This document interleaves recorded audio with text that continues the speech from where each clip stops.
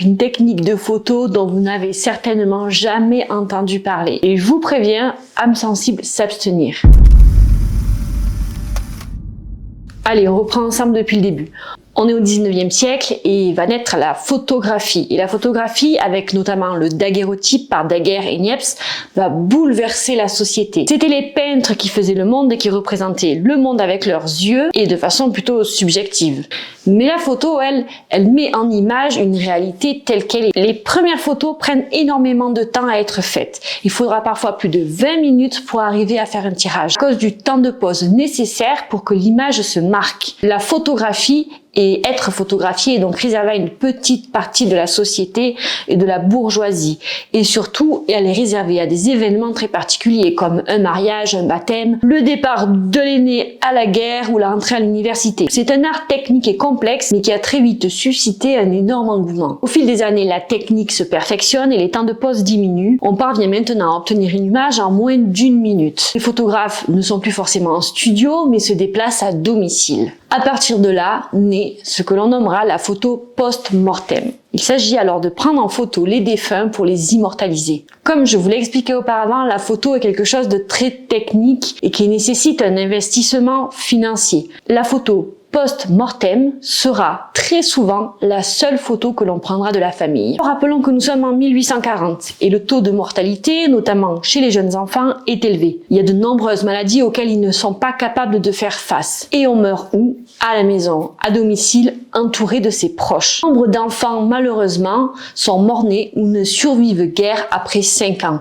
On se met alors à immortaliser le défunt, notamment les tout petits enfants, dans leur berceau ou dans leur lit, allongés, souvent les yeux clos, comme s'ils étaient en train de dormir. On les accompagne de fleurs ou d'objets qui leur étaient destinés. Vêtus des habits du dimanche, un crucifix pendu au cou, les mains posées sur la poitrine, ils sont parfois entourés de leurs frères, de leurs sœurs ou de la famille entière. Et déjà à cette époque, on avait des photographes avant-gardistes, si on peut dire, qui retouchaient les photos en post-production pour grossir les joues des petits garçons et des petites filles et leur donner un air plus vivant. Le défunt, le mort, a toute sa place. Il fait partie encore et toujours intégrante de la famille et ces photos seront même à visée fantomatique. On pensera que la personne qui a été saisie par l'appareil photo reviendra hanter les vivants et pas forcément de façon négative parce que vous aussi certainement vous aimeriez bien pouvoir parler à quelqu'un que vous avez aimé et continuer à le sentir auprès de vous. Ça fait partie intégrante du processus de deuil.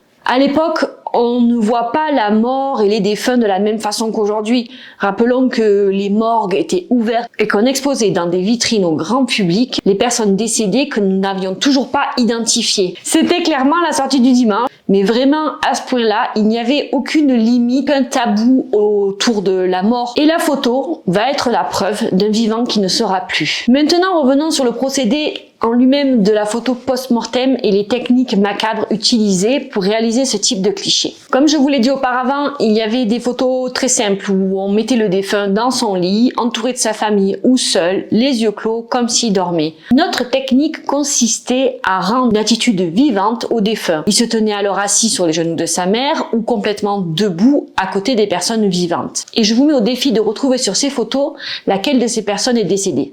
Les mises en scène sont soignées. Souvent, il y a un parent qui tient la main de l'enfant ou alors ce sont des fratries qui sont côte à côte. Pour faire tenir la personne debout, il est fabriqué des tuteurs, un peu comme des porte-manteaux qui seront mis dans le dos et qui permettront à la personne de tenir. Et on se sert de manches de cuillère pour tenir les yeux ouverts. De nombreuses personnes connues ont été mises en scène dans leur dernière demeure. Prenez Victor Hugo, Proust, Cocteau. Ils ont été figés pour la postérité. Alors, est-ce que tu as trouvé la seule personne qui n'est pas vivante sur la photo?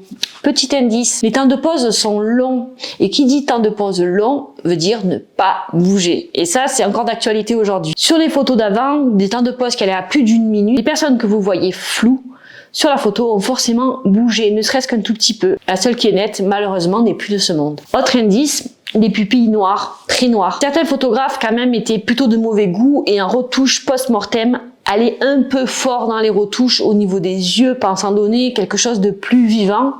Ça fait plutôt flipper, tu trouves pas? Cette tradition décline au XXe siècle avec la démocratisation des appareils photo. Ces derniers deviennent accessibles aux amateurs et en parallèle de ça, les mœurs aussi ont changé. On meurt dans des hôpitaux, dans des maisons de retraite et malheureusement, pas toujours entouré des siens. La photo de famille devient beaucoup plus banale.